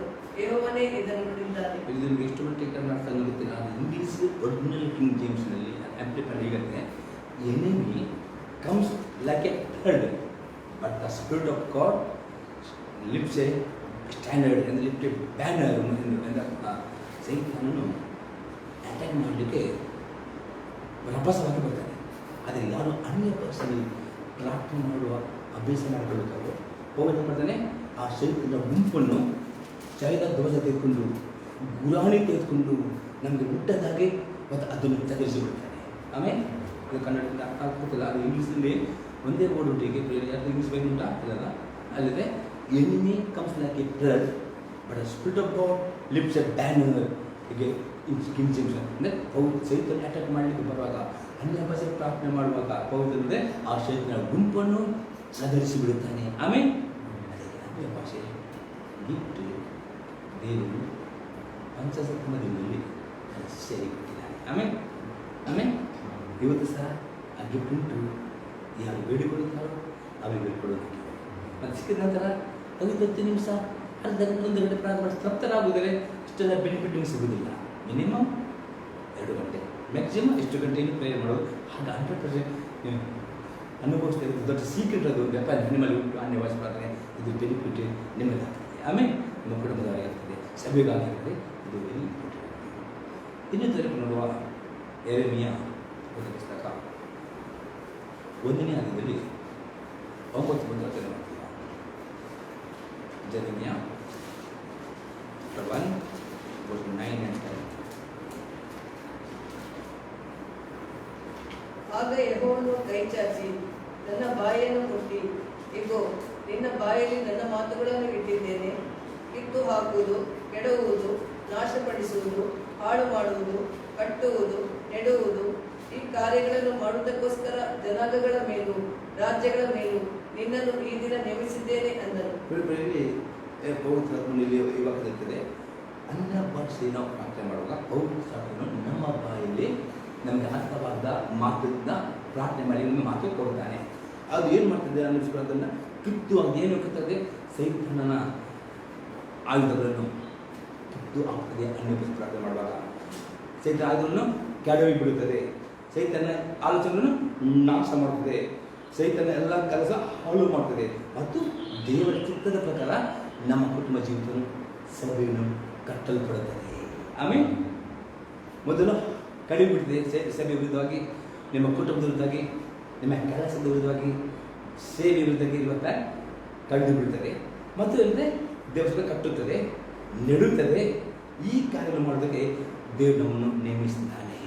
ಇಂಗ್ಲೀಷಲ್ಲಿ ತುಂಬ ಪ್ರಾರ್ಥನೆ ಮಾಡೋದೆಲ್ಲ ಸೇವಕರಿಗೆ ಪ್ರೊಫೆಟಿಕ್ ಪ್ರೇಯರ್ ಇರ್ತಾರೆ. ಅಂದರೆ ಅನ್ಯ ಭಾಷೆ ಪ್ರಾರ್ಥನೆಗೆ ಇನ್ನೊಂದು ಹೆಸರು ಇರ್ತಾರೆ. ಬಾಗಿಲಿನಲ್ಲಿ ದೇವರ ಸೇವಕರು ಪ್ರಾರ್ಥನೆ ಮಾಡುವ ವೀರರು ಪ್ರೊಫೆಟಿಕ್ ಪ್ರೇಯರ್, ಪ್ರೊಫೆಟಿಕ್ ಇಂಟ್ರೆಸ್ಟ್ ಸಹ ಅನ್ಯ ಭಾಷೆ ನಮಗೆ ಅರ್ಥವಾಗುವುದಿಲ್ಲ. ಅನ್ಯ ಭಾಷೆ ಪ್ರಾರ್ಥನೆ ಪ್ರೊಫೆಟಿಕಲಿ ಅಂದರೆ ನಮ್ಗೆ ಗೊತ್ತಿಲ್ಲ ಸಂಗತಿಗಳನ್ನು ಪ್ರಾರ್ಥನೆ ಮಾಡಿ ಇದು ಕಾರ್ಯ ಮಾಡುತ್ತೆ. ಆಮೇಲೆ ಇದಕ್ಕೋಸ್ಕರ ನಾನು ಹೇಳ್ತೇನೆ, ಅನ್ಯ ಭಾಷೆ ಪ್ರಾರ್ಥನೆ ಮಾಡುವುದು ಸುಲಭ ಅಲ್ಲ. 1 ಗಂಟೆ ಪ್ರಾರ್ಥನೆ ಮಾಡೋ ಅನೇಕ ವರ್ಡ್ ಬರ್ತವೆ, ಮೈಂಡ್ ಕಂಟ್ರೋಲಿಗೆ ಬರೋದಿಲ್ಲ. ಆದರೆ ನಾವು 1 ಗಂಟೆ ದಾಟಿ ಹೋಗುವಾಗ ಮೈಂಡ್ ಕಂಟ್ರೋಲ್ ಬರ್ತದೆ. ಮತ್ತು ಆತ್ಮನು ಅನೇಕ ಗೂಢಾರ್ಥ ಸಂಗತಿಗಳು ಪ್ರಾರ್ಥನೆ ಮಾಡೋ ಎಲ್ಲ ಸಂಗತಿಗಳು ಆಕಾಶದಲ್ಲಿ ನೆರವೇರುತ್ತದೆ. ಒಂದಿನ ಅದು ರಿಸಲ್ಟ್ನ ಕಂಡುಕೊಳ್ಳಲಿಕ್ಕೆ ಸಾಧ್ಯವಾಗುತ್ತದೆ. ಇನ್ನೊಂದು ಎಕ್ಸಾಂಪಲ್ ತಗೊಂಡ್ರೆ ಹೊಸ ನುಡಿಯಲ್ಲಿ 2 Corinthians chapter 10 verse 3 to 6. 2 ಕೊರಿಂಥದವರಿಗೆ 10ನೇ ಅಧ್ಯಾಯದಲ್ಲಿ 3ರಿಂದ 6ನೇ ವಾಕ್ಯ. ನಾವು ಲೋಕದಲ್ಲಿದ್ದರೂ ಲೋಕಾನುಸಾರವಾಗಿ ಯುದ್ಧ ಮಾಡುವವರಲ್ಲ. ನಾವು ಉಪಯೋಗಿಸುವ ಆಯುಧಗಳು ಲೋಕ ಸಂಬಂಧವಾದ ಆಯುಧಗಳಲ್ಲ. ಅವು ದೇವರ ಎಣಿಕೆಯಲ್ಲಿ ಬಲವಾಗಿದ್ದು ಕೋಟೆಗಳನ್ನು ನಡುವೆ ಹಾಕುವಂಥವುಗಳಾಗಿವೆ. ನಾವು ವಿತರ್ಕಗಳನ್ನು ದೇವಜ್ಞಾನವನ್ನು ವಿರೋಧಿಸುವುದಕ್ಕೆ ಎಚ್ಚರಿಸಲ್ಪಟ್ಟಿರುವ ಉನ್ನತವಾದ ಎಲ್ಲ ಒತ್ತಡಗಳನ್ನು ಕೆಳಗೆ ಹಾಕಿ ಎಲ್ಲ ಯೋಚನೆಗಳನ್ನು ಕ್ರಿಸ್ತನಿಗೆ ವಿಧೇಯವಾಗುವಂತೆ ಸೆರೆ ಹಿಡಿದು ನಿಮ್ಮ ವಿಧೇಯತ್ವವು ಪರಿಪೂರ್ಣವಾದ ಮೇಲೆ ಎಲ್ಲ ಅವಿಧೇಯತ್ವಕ್ಕೆ ಶಿಕ್ಷೆ ಮಾಡುವುದಕ್ಕೆ ಸಿದ್ಧರಾಗಿದ್ದೇವೆ. ಸ್ಪಷ್ಟ ಇರ್ತದೆ. ನಾವು ಲೋಕದಲ್ಲಿದ್ದರೂ ನಾನು ಲೋಕಾನುಸಾರ ಯುದ್ಧ ಮಾಡೋದು ಅಂದರೆ ಲೋಕಾನುಸಾರ ಅಂದರೆ ನಾವು ಬರೀ ದೂರಿ ಏನು ಮಾಡಲಿಕ್ಕದ ಯುದ್ಧ ಕಾರಣವನ್ನು ಸರಿ ಹೇಳಿ ಅವರ ಪದೇ ದೂರ ಅಂತಂದರೆ ಪ್ರಾಬ್ಲಮ್ ಸಾಲ್ವ್ ಅಂತ ಅದಾಗ್ತದೆ. ಇನ್ನೊಬ್ಬರು ತಪ್ಪು ಮಾಡಬೇಡಿ, ದೂರಬೇಡಿ, ಯಾರಿಗೂ ತಪ್ಪು ಮಾಡಿ ನಿಮಗೆ ಅದೇ ಬದಲಾಗಿ ಅನ್ಯ ಭಾಷೆ ಪ್ರಾರ್ಥನೆ ಮಾಡಿ. ಅನ್ಯ ಭಾಷೆ ಪ್ರಾರ್ಥನೆ ಮಾಡುವಾಗ ನಿಮ್ಮ ಕುಟುಂಬದಲ್ಲಿ ಯಾವುದೇ ರೀತಿಯ ನಿಮ್ಮ ಅಡ್ಡಿಡುವ ಎರಿಕೆ ಕೊಟ್ಟಿರ್ಬೋದು. ಅನ್ಯ ಭಾಷೆ ಪ್ರಾರ್ಥನೆ ಮಾಡುವಾಗ ಆ ಎರಿಕೋಟೆ ಮುರಿದು ಬೀಳುತ್ತದೆ. ಆಮೇಲೆ ಅಷ್ಟೇ ಅನೇಕರಿಗೆ ಈ ಮೈಂಡ್ ಸರಿ ಅರ್ಥ ಮಾಡ್ಕೊಂಡಿವಿ. ಅನೇಕರು ಶರೀರದಲ್ಲಿದ್ದಾರೆ, ಆತ್ಮದ ಮೈಂಡ್ ಅವ್ರ ಕಂಟ್ರೋಲ್ ಇದ್ದಿಲ್ಲ, ಏಕಾಗ್ರತೆ ಇದ್ದಿಲ್ಲ. ಏನು ಸ್ವಲ್ಪ ಸಂಗತಿದೆ ಓವರ್ ಟೆನ್ಷನ್ ಮಾಡಿಬಿಡ್ತಾರೆ, ಇನ್ನು ಸ್ವಲ್ಪ ಸಂಗತಿದೆ ಡಿಪ್ರೆಷನ್ ಆಗಿಬಿಡ್ತಾರೆ, ಮೈಂಡ್ ಕಂಟ್ರೋಲ್ಸ್ ಇದ್ದಿಲ್ಲ. ಇಂಥವ್ರು ಬೇರೆ ಮತ್ತು ಆಶ್ಚರ್ಯ ಅನೇಕ ಮನಸ್ಸಲ್ಲಿ ನಕಾರಾತ್ಮಕ ಸಂಗತಿ, ಜಿಗುಪ್ಸೆ, ಚಿಂತೆ, ಬೇಸರ ಅದೇ ಇದೆ. ಅವ್ರು ಅದೇ ತಿರುಗುತ್ತೆ. ಮೈಂಡ್ ರಾತ್ರಿ ಕಂಟ್ರೋಲಿಂದ ಪುನಃ ದೇವ್ರ ತೈಕ ಅಂದರೆ ತಂದೆ ಮಗ ಹೋಗ್ತಾರೆ.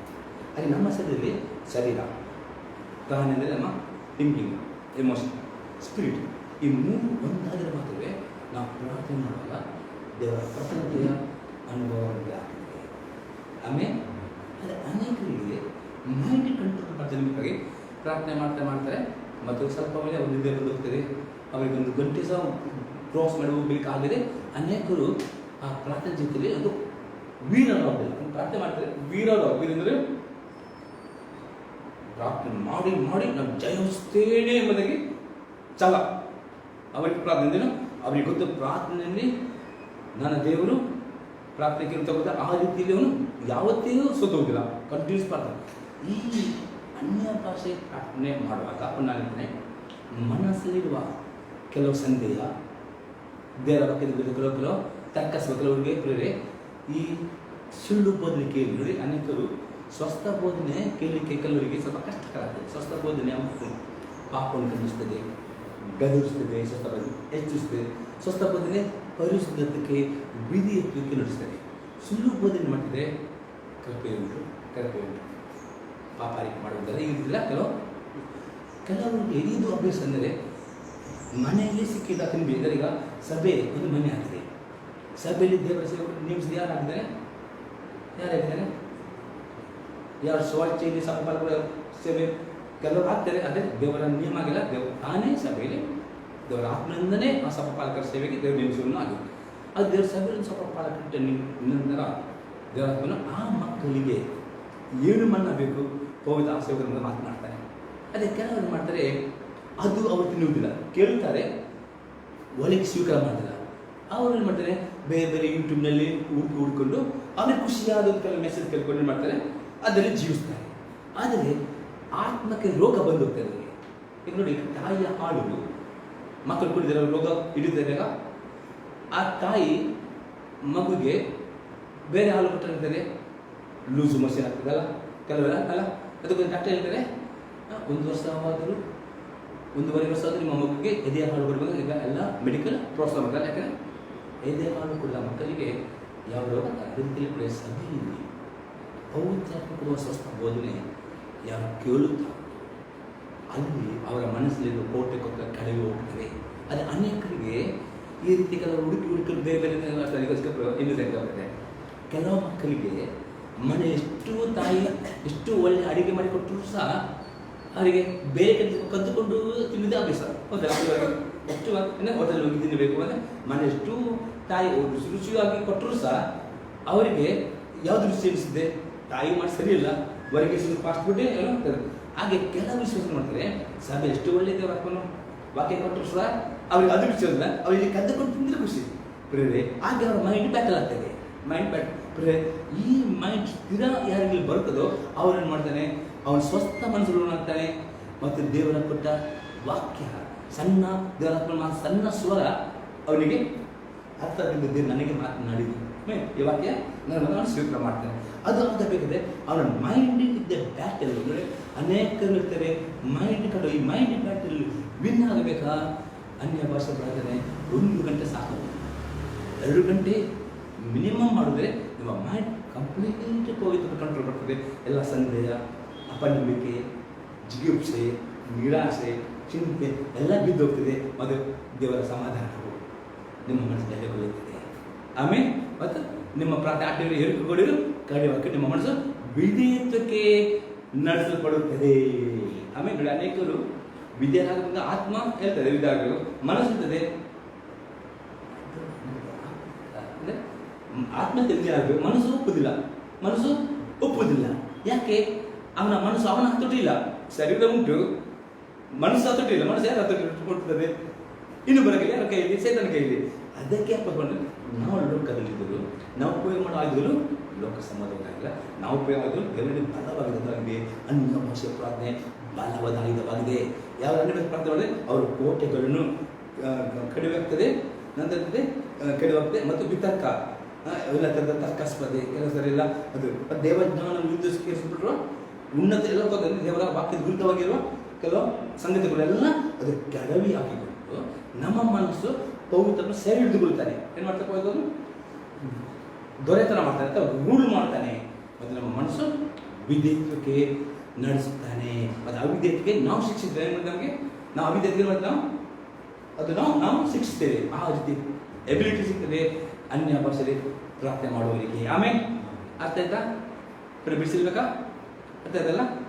ಈಗ ನಾವು 35th ಪ್ರೇಜ್ ನೋಡಿ ನಾವು ಮುಗಿಸ್ತೇವೆ. 35ನೇ ಪ್ರೇಜ್ ನೋಡುತ್ತೇವೆ. ಅನ್ಯ ಭಾಷೆಯು ನಮ್ಮ ಶರೀರದ ಬಲಹೀನತೆಯನ್ನು ಹೋಗಲಾಡಿಸಿ ನಮಗೆ ಹೇರಳವಾಗಿ ಪವಿತ್ರಾತ್ಮನ ಶಕ್ತಿಯನ್ನು ಒದಗಿಸುತ್ತದೆ.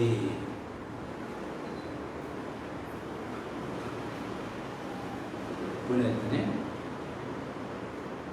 ಅನ್ಯ ಭಾಷೆಯು ನಮ್ಮ ಶರೀರದ ಬಲಹೀನತೆಯನ್ನು ಹೋಗಲಾಡಿಸಿ ನಮಗೆ ಹೇರಳವಾಗಿ ಪವಿತ್ರಾತ್ಮನ ಶಕ್ತಿಯನ್ನು ಒದಗಿಸುತ್ತದೆ.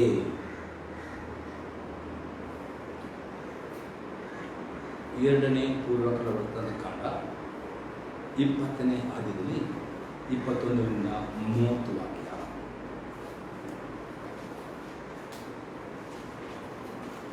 Second Chronicles chapter 20 or 21 and 30 verses.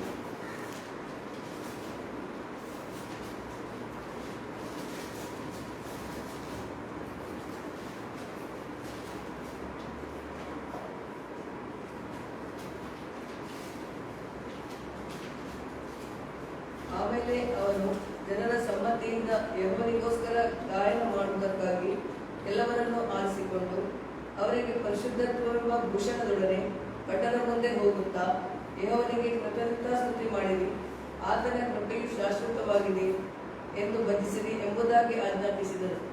ಅವರು ಉತ್ಸಾಹ ಧ್ವನಿಯಿಂದ ಕೀರ್ತಿಸುವುದಕ್ಕೆ ಪ್ರಾರಂಭಿಸಲು ಯೆಹೋವನು ಯೆಹೂದ್ಯರಿಗೆ ವಿರೋಧವಾಗಿ ಬಂದ ಅಮ್ಮೋನಿಯರನ್ನು, ಮೋವಾಬ್ಯರನ್ನು, ಸೇಯಿರ್ ಪರ್ವತದವರನ್ನು ನಶಿಸುವುದಕ್ಕೋಸ್ಕರ ಅವರಲ್ಲಿ ಹೊಂಚುಹಾಕುವವರನ್ನು ಇರಿಸಿದ್ದರಿಂದ ಅಮ್ಮೋನಿಯರು, ಮೋವಾಬ್ಯರು ಸೇಯಿರ್ ಪರ್ವತದವರ ಮೇಲೆ ಬಿದ್ದು ಅವರನ್ನು ಪೂರ್ಣವಾಗಿ ಸಂಹರಿಸಿಬಿಟ್ಟರು. ಅವರನ್ನು ಮುಗಿಸಿಬಿಟ್ಟ ಮೇಲೆ ತಾವೇ ಒಬ್ಬರನ್ನೊಬ್ಬರು ಕೊಲ್ಲುವುದಕ್ಕೆ ಪ್ರಾರಂಭಿಸಿದರು. ಯೆಹೂದ್ಯರು ಅರಣ್ಯದಲ್ಲಿ ಬುರುಜಿಗೆ ಬಂದು ಆ ಸಮೂಹವಿದ್ದ ಕಡೆಗೆ ನೋಡಿದಾಗ ನೆಲದ ಮೇಲೆ ಬಿದ್ದಿರುವ ಹೆಣಗಳು ಹೊರತಾಗಿ ಜೀವದಿಂದಿರುವವರು ಯಾರೂ ಕಾಣಿಸಲಿಲ್ಲ. ಯೆಹೋಷಾಫಾಟನು ಅವನ ಜನರು ಸುಲಿಗೆ ಮಾಡುವುದಕ್ಕೋಸ್ಕರ ಅಲ್ಲಿಗೆ ಹೋಗಲು ಅವರಿಗೆ ದ್ರವ್ಯ, ವಸ್ತ್ರ, ಶ್ರೇಷ್ಠಾಯುಧ ಇವುಗಳು ರಾಶಿ ರಾಶಿಯಾಗಿ ಸಿಕ್ಕಿದವು. ಅವರು ಹೊರಲಾರದಷ್ಟು ಸುಲಕೊಂಡರು. ಕೊಳ್ಳಿಯು ಬಲು ಹೆಚ್ಚಾಗಿದ್ದರಿಂದ ಅವರು 3 ದಿನಗಳವರೆಗೂ ಉಳಿಸುತ್ತಿದ್ದರು. 4ನೇ ದಿನದಲ್ಲಿ ಬೆರಾಕ ತಗ್ಗಿನಲ್ಲಿ ಕೂಡಿ ಬಂದರು. ಅವರು ಅಲ್ಲಿ ಯೆಹೋವನನ್ನು ಸ್ತುತಿಸಿದ್ದರಿಂದ ಆ ಸ್ಥಳಕ್ಕೆ ಇಂದಿನವರೆಗೂ ಬೆರಾಕ ತಗ್ಗು ಎಂಬ ಹೆಸರಿದೆ.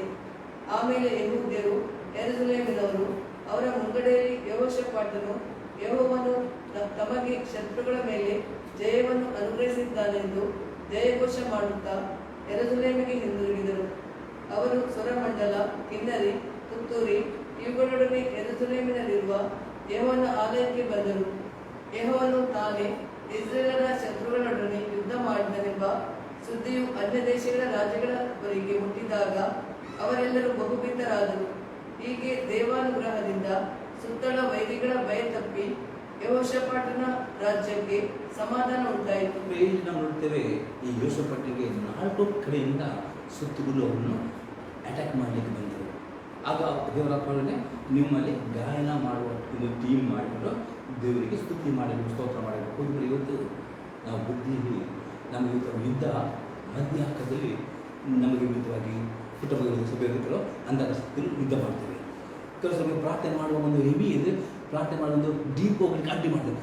ಆದರೆ ನೀವು ಅನ್ಯ ಭಾಷೆಯಲ್ಲಿ ಬುದ್ಧಿಯಲ್ಲಿ ಸಹ ಸ್ತುತಿ ಮಾಡಬೇಕು, ಸ್ತೋತ್ರ ಮಾಡಬೇಕು. ಆದರೆ ಅನ್ಯ ಭಾಷೆಯಲ್ಲಿ ಪ್ರಾರ್ಥಿಸುವಾಗ ಪವಿತ್ರಾತ್ಮನು ಒಳ್ಳೆಯ ರೀತಿಯಲ್ಲಿ ದೇವರಿಗೆ ಘನಪಡಿಸುವ ರೀತಿಯಲ್ಲಿ ಒಳ್ಳೆಯ ಟ್ಯೂನೊಡನೆ ದೇವರಿಗೆ ಸ್ತುತಿ ಸ್ತೋತ್ರವನ್ನು ಮಾಡುತ್ತಾನೆ. ಆವಾಗ ದೇವರ ಶಕ್ತಿ ಇಳಿದು ಬರ್ತದೆ, ದೇವರ ಅಭಿಷೇಕ ಇಳಿದು ಬರ್ತದೆ, ದೇವರ ಪ್ರಸನ್ನ ಇರ್ತದೆ. ಅಲ್ಲಿ ಯಾವುದೇ ಅಂತಹ ಶಕ್ತಿಗಳಿದ್ದರೆ ಅದು ಚದರಿ, ಅದು ಅವರ ಆಯುಧಗಳು ಮುರಿದು ಬರ್ತವೆ. ಅಲ್ಲಿ ದೇವರ ಶಕ್ತಿ, ದೇವರ ಪ್ರಸನ್ನತೆ ಇಳಿದು ಬರುತ್ತದೆ. ಆಮೇಲೆ ಸರಿಯಲ್ಲಿ 6 ನಾಯಕರು ಮೇನ್ ಆಗಿದ್ದಾರೆ. 6 ನಾಯಕರು ಒಂದು ಬುದ್ಧಿಯಲ್ಲಿ ಸುತ್ತ ಮಾಡಲೇಬೇಕು. ಸಭೆಯಲ್ಲಿ ಎಲ್ಲರಿಗೆ ಅನ್ಯ ಭಾಷೆ ಬರುವುದಿಲ್ಲ. ಆದರೆ ಆ 6 ನಾಯಕರಿಗೆ ತಾನು ಆಡನ್ನು ಮಾಡುವಾಗ ಪೌರದ ಶಕ್ತಿ ತೋರಲ್ಪಡಬೇಕು, ಪೌದ ಪ್ರಸನ್ನ ತೋರಬೇಕು ಅವನು ಆಸೆ ಪಡುತ್ತಾರೆ. ಅವನು ಆ ಸ್ಥಿತಿ ಸ್ತೋತ್ರ ಮಾಡೋದು ಮೊದಲು 3 ಗಂಟೆ ಅಥವಾ 4 ಗಂಟೆಗೆ ಅನ್ಯ ಭಾಷೆ ಪ್ರಾರ್ಥನೆ ಮಾಡುವ ಒಬ್ಬ 6 ನಾಯಕರನ್ನ ಹೌದಾದರೆ 100% ಅವನು ಮುಂದೆ ಬಂದಷ್ಟಲ್ಲಿ ಬಂದು ಫಸ್ಟ್ ಸಾಂಗ್ ಹೇಳುವಾಗಲೇ ಪೌದ್ರ ಶಕ್ತಿ ಇಳಿದು ಬರ್ತದೆ. ಆಮೇಲೆ ಪೌದ್ರ ಪ್ರಸನ್ನತೆ ಇಳಿದು ಬರ್ತದೆ. ಅಲ್ಲಿದೆಲ್ಲ ಕಾಂಗ್ರೆಗೇಷನ್ ಅನುಭವಿಸ್ತಾರೆ. ಯುದ್ಧ ಆಗಲಿದೆ, ಎಂಥ ಒಂದು ಜೀವ, ಎಂಥ ಒಂದು ಸ್ಪರ್ಶ ಆಗ್ತದೆ. ಸೀಕ್ರೆಟ್ ಅನ್ಯ ಭಾಷೆಯ ಪ್ರಾರ್ಥನೆ ಆಗಿದೆ. ಶಕ್ತಿ ಪ್ರಸನ್ನತೆ ಇಳಿದು ಬರುತ್ತದೆ. ಒಂದು ಎಕ್ಸಾಂಪಲ್ ಕಡೆ ಹೌದಾಗಿ ಅನ್ವರ್ಥ ಮಾಡಿ.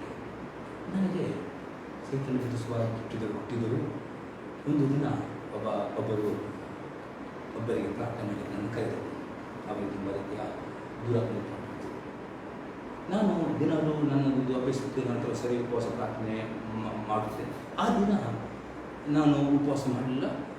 ನನ್ನ ತಿಂಡಿ ದಿನದಿಂದ ಅವ್ರು ಫೋನ್ ಮಾಡಿದ್ರು, ಪಾಸ್ಟರ್ ಬಂದು ಒಬ್ಬರಿಗೆ ಕ್ಯಾರೆಟ್ ವ್ಯಕ್ತಿ ಬಂದರೆ ಅವ್ರಿಗೆ ತುಂಬ ರೀತಿಯ ಪ್ರಾಬ್ಲಮ್ ಉಂಟಾಗಿ ನಾನು ಅಲ್ಲಿ ಹೋಗಿ ಅವರೆಲ್ಲ ಸ್ಟೋರಿ ಕೊಡುವಾಗ ನನಗೆ ಹೆದರಿಕೆ ಬಂತು ಒಳಗೆ. ಅಂದರೆ ಎಷ್ಟು ದೊಡ್ಡ ಸೈತನ ಅಂದರೆ ತುಂಬ ಅದೆಲ್ಲ ಕೆಲವರಿಗೆಲ್ಲ ತುಂಬ ರೀತಿಯ ಬಂಧನದ ವ್ಯಕ್ತಿ ನಾನು ಪ್ರಾರ್ಥನೆ ಮಾಡೋದು ಹೇಗೆ ನನಗೆ ಬರಲಿಕ್ಕೆ ನಾನು ಉಪವಾಸ ಮಾಡಿದ ನಿಮಿತ್ತ ನನ್ನ ಮನಸ್ಸಿಗೆ ಈಗ ಅವರು ಕರೆದರು. ನನಗೆ ದೇವರ ವರ ಕೊಟ್ಟಿದ್ದರಿಂದ ಅವ್ರು ಕರೆದರು. ಈಗ ನಾನು ಹೆದರಿಕೆ ಹಿಂದಕ್ಕೆ ಬಂದರೆ ಸೈತನಿಗೆ ಏನಾಗ್ತದೆ, ನಾನು ಬೆನ್ನು ತೂರು ನಾನು ಏನು ಮಾಡಿದೆ, ನನಗೆ ಕೈ ಇಟ್ಟಕ್ಕೆ ಹೋಗಲಿಲ್ಲ. ನನಗೆ ಭಯ ಬಂತು. ನಾನು ಕಣ್ಣು ಮುಚ್ಚಿ ಕೂಡಲೇ ಪವಿತ್ರದಿಂದ ಕೈಬೇಕು. ಇವತ್ತು ನಾನು ಉಪವಾಸ ಮಾಡಲಿಲ್ಲ, ನನ್ನ ಶ್ರಮಿಸು, ನೀನು ನನ್ನ ಮೊದಲ ಕಾರ್ಯವನ್ನು ಕಣ್ಣು ಮುಚ್ಚಿಕೊಂಡೆ ಒಂದೇ ಸಾಂಗಿಲ್ಲ ನಾನು ಪವಿತ್ರ ಆತ್ಮ ಸುಸ್ವಾಗತ ನಿನಗೆ ಕಣ್ಣು ಓಪನ್ ಮಾಡಲಿ. ಅಂದರೆ ಆ ಸ್ಟೋರಿಗಳು ಅಷ್ಟೊಂದು ದುರಾತ್ಮ ಪೀಡಿತ ಭಯಪಟ್ಟು ದೇವರ ಆತ್ಮನಿಲ್ಲದಿದ್ದರೆ ಅದು ಆಗೋ ಕೆಲಸವಲ್ಲ. ನಾನು ಹಿಂದೆ ಬರಬೇಕು. ಅದು ನನ್ನ ಮನಸ್ಸಲ್ಲಿ ಹಿಂದೆ ಹೋಗಿದ್ದರೆ ನಾನು ಸೈತನಿಗೆ ನನ್ನ ನಗಲಿಕ್ಕಾಯಿತು. ಅದು ನನ್ನ ಒಳಗೆ ನನ್ನ ಶ್ರಮಿಸಿದರೆ ಕೂಡಲೇ ನಮ್ಮ ಪಾಪವನ್ನು ಒಪ್ಪಿಕೊಳ್ಳಬೇಕು. ಯಾರ ಥರ ಹೋಗ್ತಾರೆ ನಾವು ತಗೊಂಡು ಸಮಯ ಕೇಳಿದೆ ಮತ್ತು ಒಂದೇ ಸಾಂಗ್ಸ್ ಇರುವಾಗ ಹೋಯ್ತು ತಿಳಿದು ಬಂದು ಆ ವ್ಯಕ್ತಿ ಡಾಕ್ಟರ್ ಬಿಟ್ಟು ಹೋಯ್ತು. ಆಮೇಲೆ ಕಣ್ಣಿಗೆ ಕನ್ನಡದ್ದು ಕಣ್ಣಿಗೆ ದೃಷ್ಟಿ ಬಂತು, ಕಿವಿಡೋಯ್ತು, ಕಿವಿ ಓಪನ್ ಆಯಿತು, ಮೇಲಾಗಾಯಿತು. ಒಂದೇ ಸಾಂಗ್ಸ್ ಇದೆ, ಒಂದೇ ಸಾಂಗ್. ನನಗೆ ಅಷ್ಟು ದೊಡ್ಡ ರಾಗ ಬರೋದು ಒಂದೇ ಸಾಂಗ್ಸನ್ನು ಕಣ್ಣು ಮುಚ್ಚಿದ್ದು ಕಡೆ ಓಪನ್ ಮಾಡಿ ಧೈರ್ಯ ಇಲ್ಲ ನನಗೆ. ಕಣ್ಣು ಜಸ್ಟ್ ಹೋದ ಸಾಂಗ್ಸ್ ಇದೆ. ಸ್ಲೋ ನಾನು ಕೈ ಹಿಡಿದೆ, ಅಪ್ಪನ ಕೊಡಿದೆ, ಹೋಗೋದು ಬಂದು ಆ ವ್ಯಕ್ತಿ ಬೀಳಿದೆ. ಹಾಗಾದರೆ ಪವಿತ್ರ ಶಕ್ತಿ ನೀವು ನೋಡಬೇಕಾ? ಪವಿತ್ರ ಪ್ರಸನ್ನ ನೋಡಬೇಕಾ? ಹಾಗಾದರೆ ಸಭೆ ನಾಯಕರು ಆರಾಧನೆ ಮಾಡುವ ತಂಡದವರು 3 ಗಂಟೆ ಅನ್ಯಪಸಿ ಪ್ರಾರ್ಥನೆ ಮಾಡುವ ರೂಢಿ ಮಾಡಿಕೊಂಡ್ರೆ ಡೆಫಿನೆಟ್ಲಿ ಒಂದೇ ಸಾಂಗ್ಸ್ ಇರೋದ್ರೆ ಪೌದ್ರ ಬೆಂಕಿ ಬರೋದು ನಾವು ನೋಡಲಿಕ್ಕೆ ಸಾಧ್ಯ ಆಗ್ತದೆ. ಇಲ್ಲಿ ಏನಿತ್ತು, ದೇವರ ಆತ್ಮಶಕ್ತಿ ಬಂದು ಅವರವರಿಗೆ ಜಾಗ ಅವರ ಹತ್ತು ಹೋದ್ರು. ಆಮೇಲೆ ಪವಿತ್ರ ಶಕ್ತಿ, ಪವಿತ್ರ ಪ್ರಸ್ತುತ ಅನ್ಯ ಭಾಷೆಯ ಪ್ರಾರ್ಥನೆ ಪವರ್ಫುಲ್ ಕೊಂಡ್ರೆ ಇನ್ನು ಕೆಲಸ ಕೊಂಡ್ರೆ ಅಪ್ಪದ ಕೃತ್ಯ 16ನೇ ಅಂದರೆ 25 ಮತ್ತು 26 ವಾಕ್ಯ. Acts 16, 25 and 26 verse.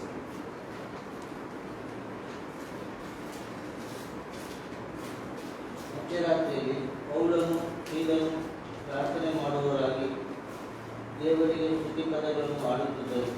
ಸೆರೆಯಲ್ಲಿದ್ದವರು ಲಕ್ಷ್ಯವಿಟ್ಟು ಕೇಳುತ್ತಿದ್ದರು. ಅಕಸ್ಮಾತ್ತಾಗಿ ಮಹಾಭೂಕಂಪ ಉಂಟಾಯಿತು.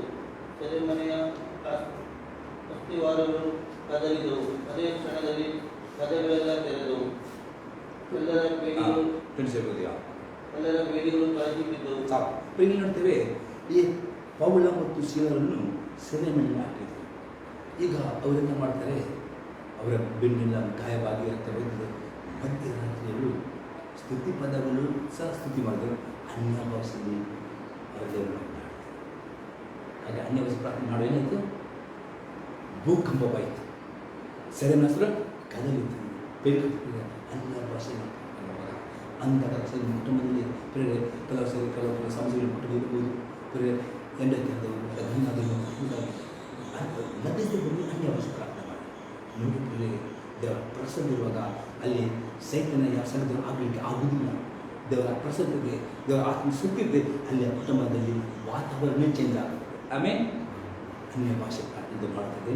ಸೆರೆಮನೆ ಕದಲಿತು, ಬೇರೆ ಕಲಿಸಿಬಿದ್ದು ಭೂಕಂಪ ಅವರಿಗೆ ಬಿಡಿಗಳು ಅನೇಕ ರಕ್ಷಣೆ ಬರಬೇಕು. ಅನ್ಯ ಭಾಷೆ ಪ್ರಾರ್ಥನೆ ನಾವು ಜಾಸ್ತಿ ಮಾಡುವಾಗ ಇಂಥ ಸಂಘಗಳು ನಾವು ಸಭೆಯಲ್ಲೂ ಕುಟುಂಬದಲ್ಲಿಯೂ ನೋಡುವವರಾಗಿದ್ದ ಪ್ರಸನ್ನತೆ ನಮ್ಗೆ ಗೊತ್ತದೆ.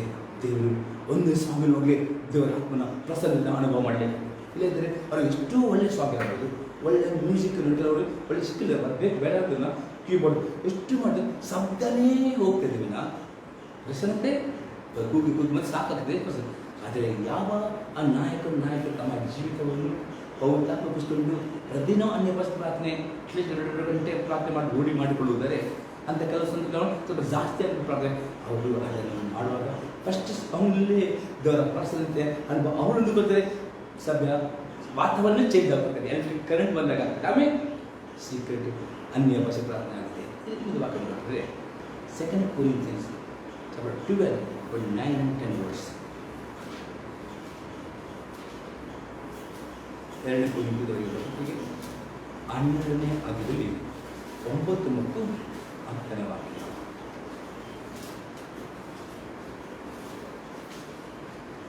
ನನ್ನ ಕೃಪೆಯೇ ನಿನಗೆ ಸಾಕು, ಬಲಹೀನತೆಯಲ್ಲಿಯೇ ಬಲವು ಪೂರ್ಣ ಸಾಧಕವಾಗುತ್ತದೆ ಎಂದು ನನಗೆ ಹೇಳಿದ್ದಾರೆ. ಹೀಗಿರಲಾಗಿ ಕ್ರಿಸ್ತನ ಬಲವು ನನ್ನಲ್ಲಿ ನೆಲೆಸಿಕೊಂಡಿರಬೇಕೆಂದು ನನಗುಂಟಾಗುವ ನಿರ್ಬಲಾವಸ್ಥೆಗಳ ವಿಷಯದಲ್ಲಿಯೇ ಬಹು ಸಂತೋಷವಾಗಿ ಹೆಚ್ಚಳಪಡುವೆನು. ಆದ್ದರಿಂದ ಕ್ರಿಸ್ತನ ನಿಮಿತ್ತ ನನಗೆ ನಿರ್ಬಲಾವಸ್ಥೆಯು, ತಿರಸ್ಕಾರವು, ವರದಿಯು, ಹಿಂಸೆಯು, ಇಕ್ಕಟ್ಟು ಸಂಭವಿಸಿದಾಗ ಸಂತುಷ್ಟನಾಗಿದ್ದೇನೆ. ನಾನು ಯಾವಾಗ ನಿರ್ಬಲನಾಗಿದ್ದೇನೋ ಆವಾಗಲೇ ಬಲವುಳ್ಳವನಾಗಿದ್ದೇನೆ. ನೋಡಿ, ಇಲ್ಲಿ ಅಪೊಸ್ತಲ ಪೌಲನು ಅನೇಕ ರೀತಿಯ ತನ್ನ ಸೇವೆಯ ಅನೇಕ ಕಷ್ಟಗಳನ್ನು, ಹಿಂಸೆಗಳನ್ನು ಎಲ್ಲ ರೀತಿಯ ಅನುಭವ ಮಾಡುವಾಗ ಅವನು ಬಲವನ್ನು ಹಾಕಿದ್ದಾನೆ. ಅದೇ ಅನ್ಯ ಭಾಷೆ ಪ್ರಾರ್ಥನೆ ಮಾಡುವಾಗ ಅವಳ ತಾನೇ ದೇವರ ಬಲ, ಅವಳ ಸಹಿತ ಬಲನೆಯಲ್ಲಿ ಬಲ ಕೊಟ್ಟಿದೆ. ಆಮೇಲೆ ಅನೇಕ ಸಾರಿ ನಾನು ಸಣ್ಣ ಮಾಡಿದ್ದೀನಿ, ನೀವು ಸಣ್ಣ ಸೇವೆ ಅನೇಕ ಸಂಘದಲ್ಲಿ ನಾವು ಬಲಹೀನರಾಗ್ತೇವೆ. ದೇವರ ಸೇವೆ ಮಾಡುವ ಪ್ರಾರ್ಥನೆ ಅದೇ ಅನ್ಯ ಭಾಷೆ ಪ್ರಾರ್ಥನೆ ಮಾಡುವ ರೂಢಿ ಮಾಡಿಕೊಂಡು ಅನ್ಯ ಭಾಷೆ ಪ್ರಾರ್ಥನೆ ಮಾಡುವವರು ಆಗಿರುತ್ತದೆ. ನಮ್ಮ ಪ್ರತಿಯೊಂದು ಬಲನೆಯಲ್ಲಿ ದೇವರ ಬಲ ಅನುಭವ ಮಾಡಲಿಕ್ಕೆ ಸಾಧ್ಯ. ಹಾಗೇನಿದ್ರೆ I am strong, I am not weak. ಕೆಲವರಂದರೆ ನಾನು ಬಲಿಲ್ಲ, ಅದೇ ವಾಕ್ಯ let the weak say I am strong, let the poor say I am rich. ಅದು ಕೆಲವರಂದರೆ ನಾನು ಬಡವನೇ ಆಗ್ತೇನೆ, ನಾನು ಬಲ. ಅದೇ ಅನ್ಯ ಭಾಷೆ ಪ್ರಾರ್ಥನೆ ಮಾಡಿದ್ರೆ ನೀವೇ ನಾನು ಬಲವಿಲ್ಲ, ನನ್ನ ಒಳಗೆ ಬಲಶಾಲಿದ ಪವಿತ್ರವಿದ್ದಾನೆ.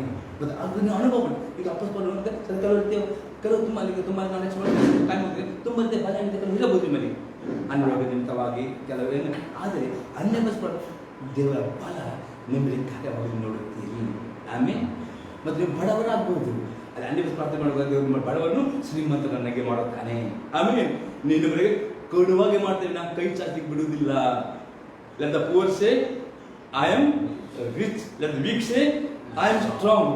ಇಲ್ಲಿ ಅಪ್ಪಸ್ ಬರ್ತದೆ ದೇವರಂತೆ ನನ್ನ ಕೃಪೆಯೇ ನಿನಗೆ ಸಾಕು, ಬಲಹೀನತೆಯೇ ಬಲವು ಪೂರ್ಣ ಸಾಧಕವಾಗ್ತದೆ. ಅಪ್ಪಸ್ತವಾಗ್ತದೆ ಕ್ರಿಸ್ತನ ನಿಮಿತ್ತ ನನಗೆ ನಿರ್ಬಲಾವಸ್ಥೆಯು, ತಿರಸ್ಕಾರವು, ಕೊರತೆಯು, ಹಿಂಸೆ ಇಕ್ಕಟ್ಟು ಸಂಭವಿಸಿದಾಗ ಸಂತುಷ್ಟನಾಗಿದ್ದೇನೆ. ಅಂದರೆ ಅವನು ದುಃಖ ಪಡಲಿಲ್ಲ, ಗುಣಗುಟ್ಟಿಲ್ಲ, ಬೇಸರಪಟ್ಟ ಇಲ್ಲ, ಸಂತುಷ್ಟನಾಗಿದೆ. ನಾನು ಯಾವಾಗ ನಿರ್ಬಲವಾಗಿದ್ದೇನೋ ಆವಾಗಲೇ ಬಲವನ್ನಾಗಿದ್ದೇನೆ. ಆಮೇಲೆ ಯಾವ ನಮ್ಮ ಶರೀರದ ಬಲವನ್ನು ತಿಳಿದುಕೊಂಡು ನನಗೆ ಸೇವೆ ಮಾಡಲಿಕ್ಕೆ ಆಗುವುದಿಲ್ಲ, ಪ್ರಾರ್ಥನೆ ಮಾಡಲಿಕ್ಕೆ ಆಗುವುದಿಲ್ಲ, ವಾಕ್ಯ ಓದಲಿಕ್ಕೆ ಆಗುವುದಿಲ್ಲ, ಅಥವಾ ಕೆಲವು ರೀತಿಯ ಸೇವೆಗಳು ಇಲ್ಲ. ಅಲ್ಲಿ ಭಾಷೆ ಪ್ರಾರ್ಥನೆ ಮಾಡಿ ನಿಮ್ಮ ಯಾವ ಬಲವನ್ನು ತಿಳಿಯೋ ದೇವರ ಬಲವನ್ನು ಕಂಡುಕೊಳ್ಳಲಿಕ್ಕೆ ಸಾಧ್ಯವಾಗ್ತದೆ. ದೇವರ ನಮಗೆ ಸ್ತೋತ್ರವಾಗಲಿ. ವಿತ್ ದ ಬೆನಿಫಿಟ್ ನೆಕ್ಸ್ಟ್ ಸ್ಕೂಲಾಗ ಕಂಟಿನ್ಯೂ ಮಾಡ್ತಾರೆ.